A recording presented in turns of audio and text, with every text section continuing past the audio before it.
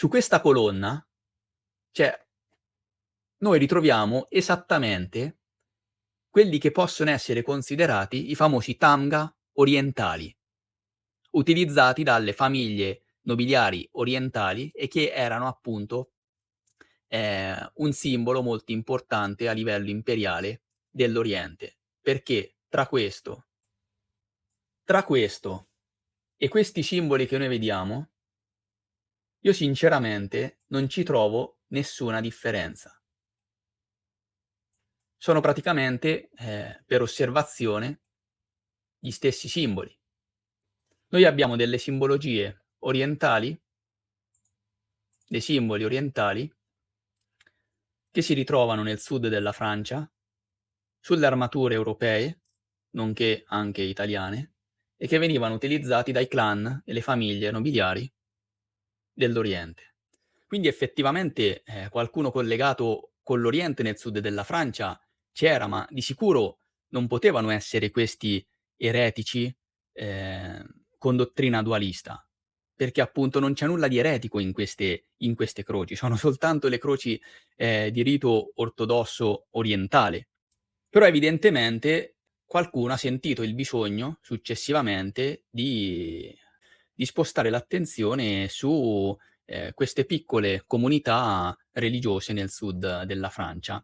Forse per, ridimensionare un po' quello che era il ruolo effettivo di questa nobiltà occitana che presiedeva ed era proprietaria del sud della Francia e che utilizzava queste croci, di stampo ortodosso e che probabilmente in realtà era molto più potente rispetto a quello che la storia ufficiale, vuole farci credere.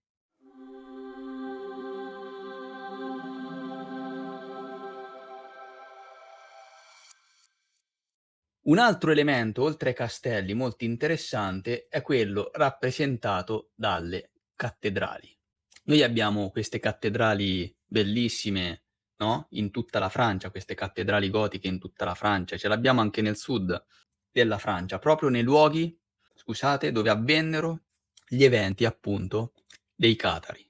Non andremo ovviamente a trattare tutte le cattedrali, ma presenteremo quella che è la cattedrale più emblematica, ovvero la cattedrale di Santa Cecilia ad Albi. Albi era una delle città più importanti della storia dei Catari e dei Catari stessi, era considerata appunto la, roccaforte diciamo dei Catari, no, la capitale dei Catari. E infatti poi da questa città presero anche il loro secondo nome, Albigesi, e da qui anche la crociata albigese del 1209. Il fatto però è che, questa chiesa, la storia ufficiale ci dice che fu costruita come simbolo di vittoria contro l'eresia catara. Ma se noi andiamo ad analizzare, questa chiesa sia nella sua struttura esterna che nella sua struttura interna, in realtà, sembra tutto fuorché il simbolo della vittoria del cristianesimo, cattolico sull'eresia dualista. Allora, innanzitutto, presenta una struttura esterna completamente differente dalle cattedrali gotiche francesi come Notre Dame, Chartres, Reims, quindi stiamo parlando anche del nord della Francia. È classificata ufficialmente come una chiesa fortezza militare, infatti le finestre sono molto sopraelevate rispetto al livello di calpestio, no, questa è la forma esterna della cattedrale di Albi. E come vedete, la struttura esterna diciamo, è un po' diversa rispetto a quella delle classiche cattedrali, no, perché sia l'esterno che l'interno richiamano un po' lo stile bizantino orientale. Questo è un po' riconosciuto anche a livello, ufficiale, ecco. E all'interno della chiesa sono presenti dei simboli geometrici intrecciati, che sono simili a dei tamga, che erano questi simboli identitari utilizzati dalle, tribù orientali secondo la storia ufficiale, quindi le tribù tartare, mongole, eccetera. Era la versione primordiale dei loghi oggi utilizzati, no, che potevano essere sia di forma semplice che molto più elaborata. Addirittura, i tamga utilizzati dalla chiesa sì scusate, da diciamo dalle istituzioni imperiali erano molto più elaborati di quelli magari utilizzati dai clan, familiari. Quindi questa chiesa in realtà mostra, dell'architettura e delle decorazioni che in realtà con il cristianesimo, occidentale, cattolico, eccetera, non avrebbero nulla, a che fare. Cioè, sono strani questi simboli, legati alla cultura orientale, nel sud della Francia, no, anche se effettivamente, il sud della Francia era legato a queste influenze, orientali e quindi ufficialmente potrebbe essere spiegato semplicemente dal fatto che queste influenze poi influenzarono, perdonate la ripetizione, la modalità di architettura, di costruzione, di decorazione del sud della Francia. Però, in realtà, ci sono altri elementi che potrebbero, farci pensare che non si trattasse soltanto di influenze, ma delle simbologie proprie utilizzate da qualcuno che, era lungi dall'essere un eretico povero, arrivato nel sud della Francia, ma magari questo può essere simbolo e sintomo di un qualcosa di molto più grande che poteva esistere nel sud della Francia e che a quel punto mettere poteva rappresentare un problema per la Chiesa cattolica, okay, però non voglio andare troppo avanti, anche quest'aspetto diciamo lo vedremo dopo.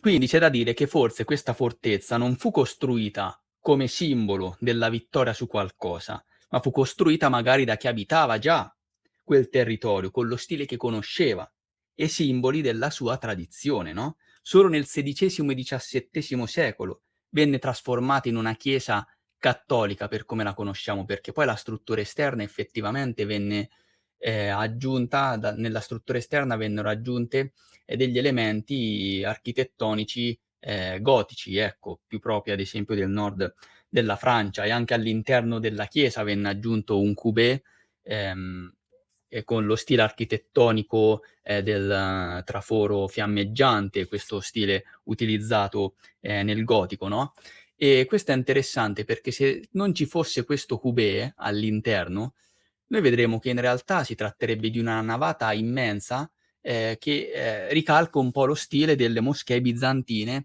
e, musulmane con questi grandi affreschi.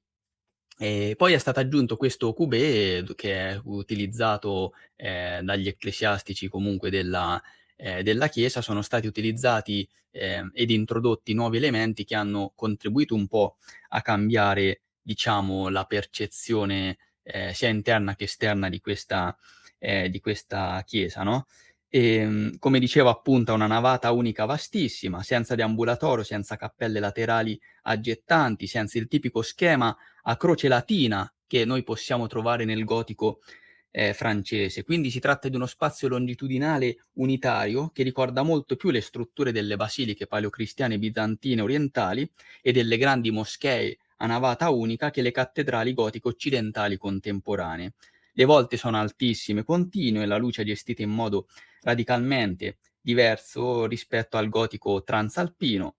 Ehm, il coupé, appunto, che è questo tramezzo liturgico gotico fiammeggiante che divide lo spazio interno, è l'elemento più vistoso dell'interno. Se lo si rimuove visivamente, l'interno diventa ancora più nudo e basilicale e la somiglianza con certi interni bizantini si fa molto più evidente.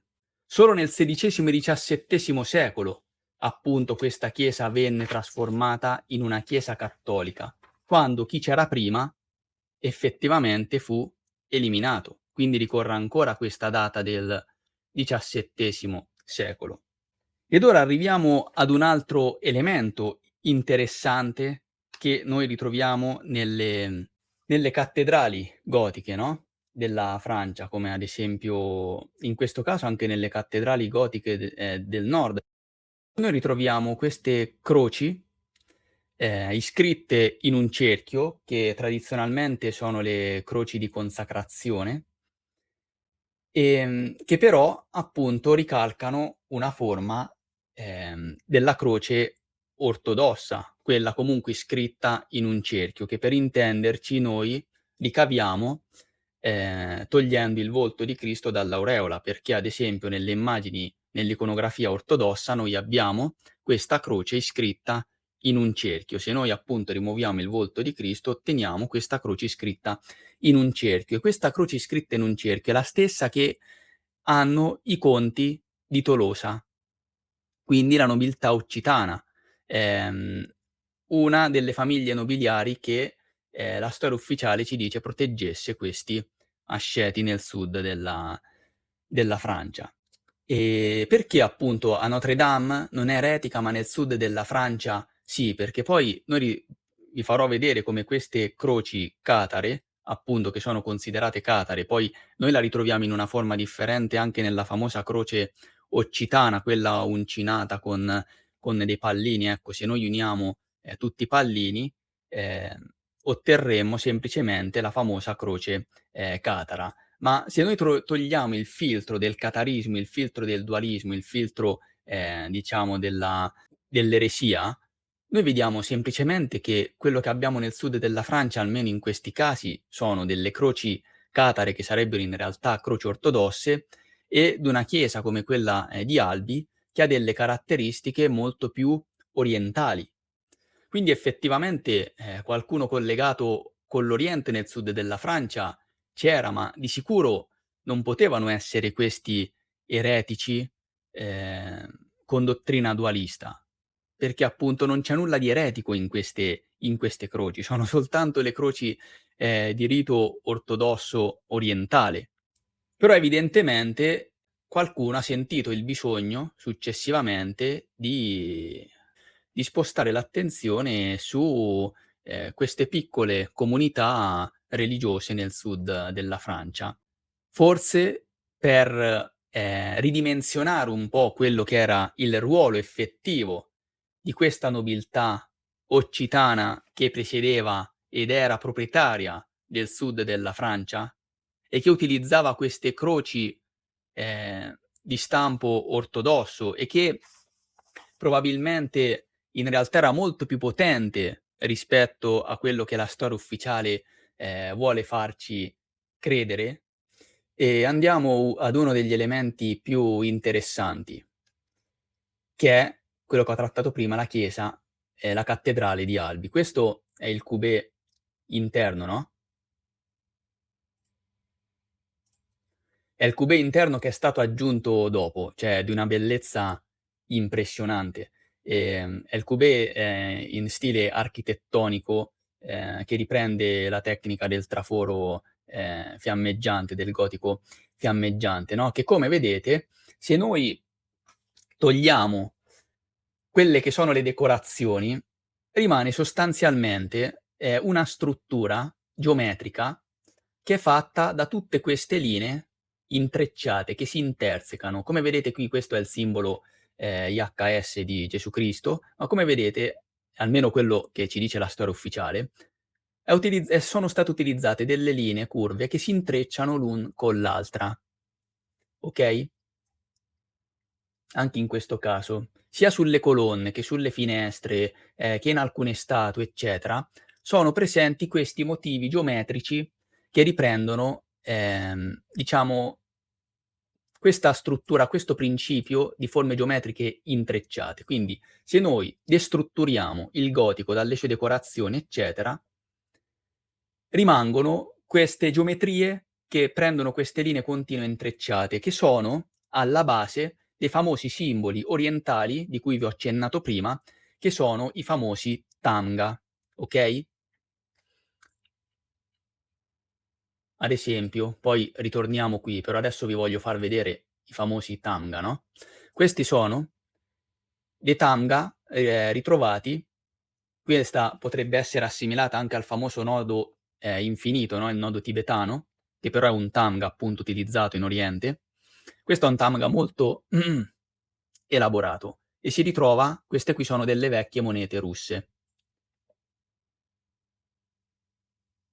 Questa era la versione più elaborata dei Tamga. Questi erano invece le versioni utilizzate dalle famiglie, dalle classiche famiglie, diciamo dalle famiglie normali, per potersi identificare, che come vedete magari sono composti da figure geometriche, differenti, sono molto più semplici e sono composte da linee, da, tratti angolari e da figure circolari. Questo già è un tanga molto più complesso, che riprende un po' la forma di un fiore. Però come vedete ritorna sempre questo pattern continuo di queste linee intrecciate continue che si intrecciano all'infinito. Infatti, può essere assimilata al famoso nodo, tibetano e, come dicevo prima, queste invece sono le varie forme del Tanga, che sono molto più elaborate, vedete anche questa, che venivano utilizzati dalle istituzioni imperiali dell'Oriente. Ora, se noi ci immaginiamo l'Oriente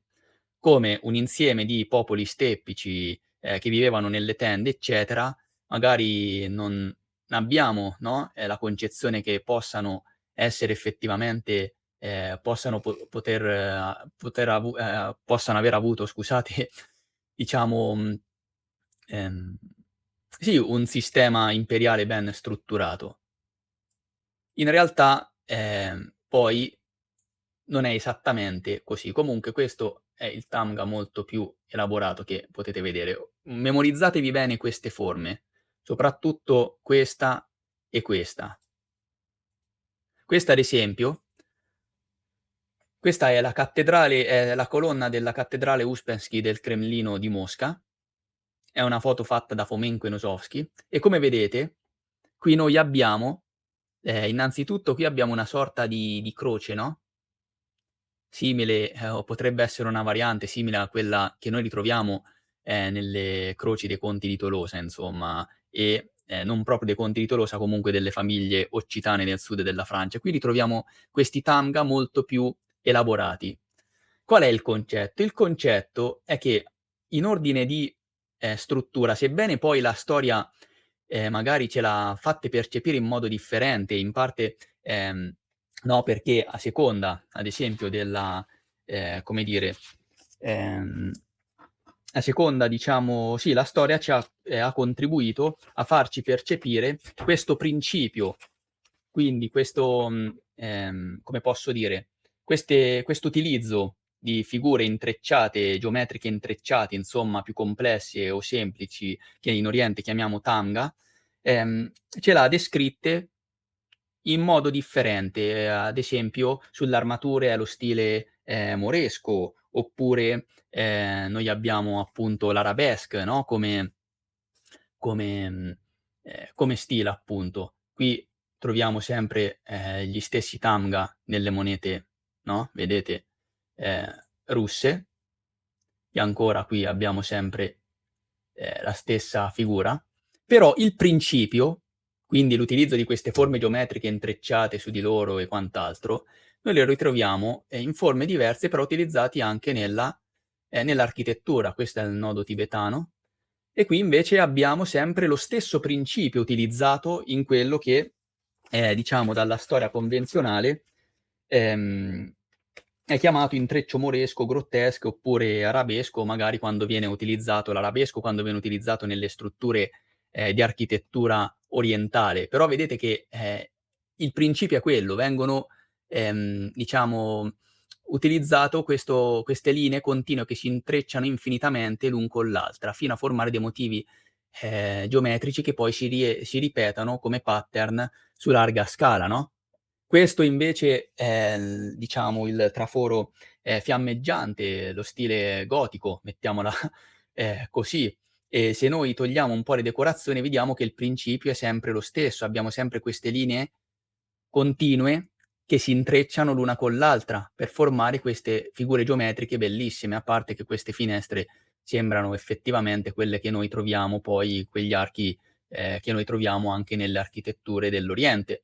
Anche qui vediamo sempre un rifacimento di una croce catara, che veniva comunque sia poi simboleggiata e raffigurata in modo differente, ehm quindi anche a forma di fiore, come in questo caso, no, però abbiamo sempre lo stesso concetto, forme geometriche che si intersecano con altre linee e formano tutta questa griglia che si ripete, all'infinito, che comunque è di una bellezza assurda. Qui siamo, in Medio Oriente appunto, no, vedete che c'è la stessa sempre lo stesso concetto, sempre lo stesso concetto, queste forme geometriche che si uniscono. Anche questo è molto emblematico, no, perché questi stessi pattern li ritroviamo nella stessa cattedrale di Albi nel sud della Francia, poi lo vedremo. Vedete qui? Questo è del Medio Oriente, ma se noi lo trasportiamo in Occidente potrebbe essere benissimo un rosone presente nelle chiese cattoliche scusate, nelle cattedrali, occidentali, nelle cattedrali gotiche occidentali della Francia e non, ma anche in Italia.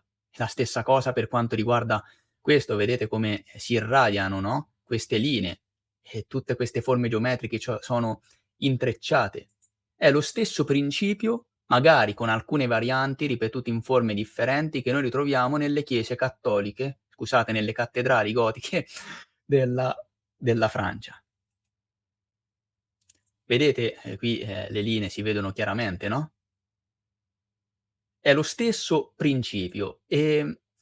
Quando sono venuto a sapere che in questa cattedrale di Albi, nel sud della Francia, simbolo del cattolicesimo e della vittoria sui catari, degli eretici catari appunto, ci erano presenti anche i famosi Tanga, quindi simboli orientali collegati alle famiglie nobiliari del dell'Oriente, dell'Est. Questo è un simbolo noto di uno stato noto che conosciamo oggi che è protagonista di alcune vicende geopolitiche, no, questo è un Tanga, ad esempio. Come vedete sono sempre linee intrecciate e questi sono invece i Tanga molto più, semplici, no, che possono essere considerati dei veri e propri marchi di riconoscimento, utilizzati dalle famiglie, secondo la storia ufficiale, dalle famiglie tribali della steppa e comunque famiglie tribali della Tartaria, della Russia, se noi pensiamo a questi territori come dei territori dove vivevano, scusate, dove vivevano delle popolazioni più, arretrate, barbare, vedete? Questi possono essere considerati effettivamente gli antenati de dei loghi utilizzati adesso dai brand e dalle aziende, no, perché sono dei loghi di riconoscimento, dei simboli di riconoscimento che potevano essere, come abbiamo visto, o molto più complicati ed elaborati, oppure molto più semplici come questi. E ho detto: "Okay, la cattedrale di Albi effettivamente, no, nei suoi elementi gotici, aggiunti poi dopo, in questi elementi gotici, in queste strutture noi possiamo ritrovare lo stesso principio, almeno per quello che a me, sovviene, poi sarei curioso di conoscere anche la vostra ehm, diciamo la vostra idea a riguardo, però abbiamo sempre queste linee che si intrecciano le une con le altre. Venivano registrate anche la presenza effettiva dei famosi Tamga, cioè questi famosi simboli, tra virgolette, "tribali" orientali venivano registrati all'interno della chiesa di Albi. Innanzitutto qui possiamo vedere quelle stesse, forme geometriche ortogonali, no, che abbiamo visto anche in quel motivo arabesco, okay, quindi è praticamente, lo stesso identico stile, quindi noi abbiamo questo stile utilizzato anche, in Oriente, in Medio Oriente, nel sud della Francia, dove doveva essere predominante il rito, cattolico. E qui abbiamo la croce di consacrazione, la croce occitana, la croce catara, okay, iscritta diciamo in uno scudo e in un cerchio, okay, quindi abbiamo 2 simbologie che potrebbero accomunare, scusate, Oriente e Occidente. I dettagli di questa chiesa sono veramente spettacolari. Questa intanto è la chiesa esterna, l'architettura esterna della cattedrale di Albi. Questi sono, diciamo le aggiunte postume di stile gotico, aggiunte insomma dal XVI secolo in poi, e in alcuni casi queste torri qui, anche se non sono le stesse perché hanno funzioni diverse, però riprenderebbero effettivamente un po', no, la forma dei famosi minareti che si trovano nelle moschee nelle moschee, all'esterno delle moschee, diciamo ehm, nell'impero ottomano, no, e questo è un'altra panoramica della chiesa d'Albi che, ripeto, con tutta questa navata enorme, senza il coupé che abbiamo visto prima, diciamo lo stile riprende molto quello della basilica, anche della cattedrale, la basilica di Hagia Sophia ad Istanbul, ad esempio. Qui ritroviamo, no, un sole sempre di stampo orientale, come lo ritroviamo in alcune, moschee, sempre con questi simboli che si intrecciano. Quindi ritroviamo lo stesso principio utilizzato nella composizione dei famosi tanga. Ma dove vi voglio portare? Questa è un'altra visione esterna della cattedrale. Questa è l'immagine più emblematica, perché noi qui, oltre a questi diversi motivi ortogonali e di varie forme che si intrecciano, quindi che riprendono lo stesso principio di composizione grafica dei tanga e che poi è stata utilizzata magari anche per lo stesso principio di composizione architettonica del gotico in generale, guardate anche queste qui, su questa colonna, cioè, noi ritroviamo esattamente quelli che possono essere considerati i famosi tamga orientali, utilizzati dalle famiglie nobiliari orientali e che erano appunto, un simbolo molto importante a livello imperiale dell'Oriente. Perché tra questo e ora cerco magari di, farvi vedere senza fare troppo casino,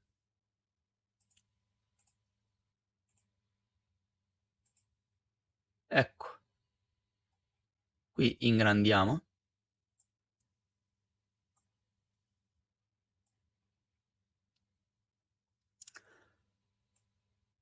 Tra questo e questi simboli che noi vediamo, io sinceramente non ci trovo nessuna differenza.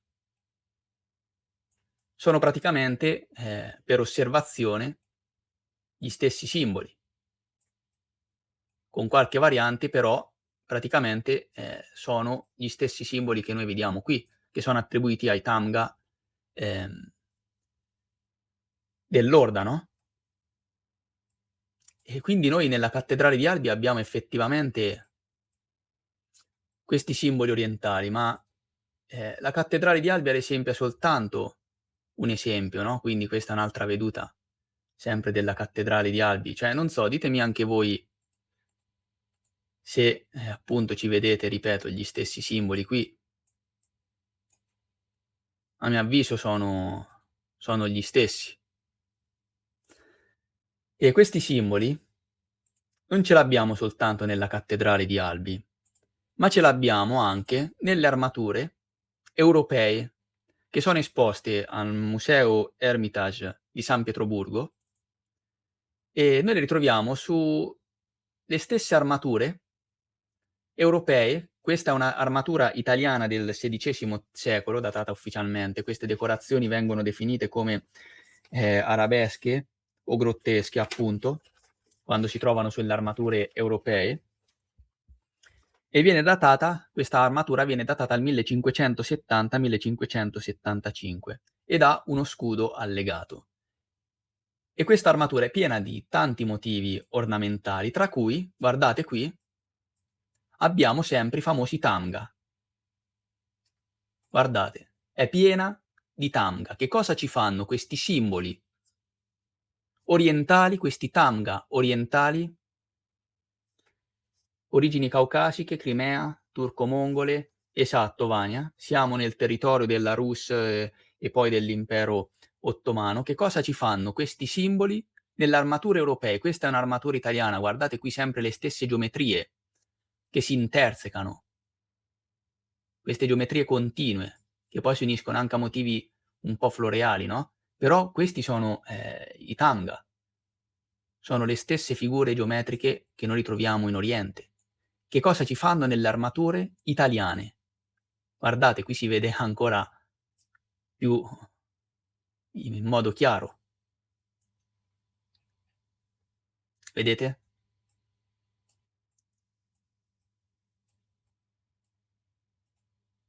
Questo è l'elmo della stessa armatura. Anche qui ci sono sempre gli stessi Tamga.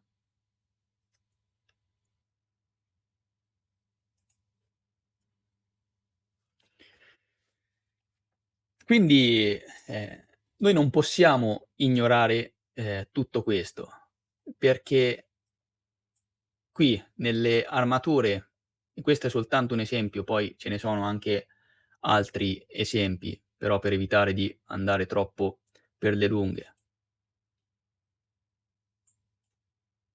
Scusate.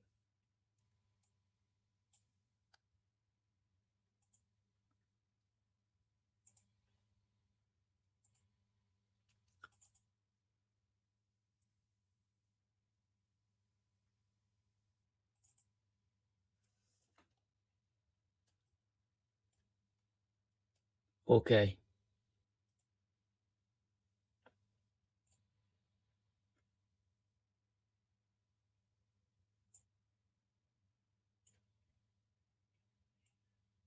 Ve le voglio mostrare per bene, così da poter fare un raffronto, no, noi abbiamo delle simbologie orientali, dei simboli orientali che si ritrovano nel sud della Francia, sulle armature europee, nonché anche italiane, e che venivano utilizzati dai clan e le famiglie nobiliari dell'Oriente.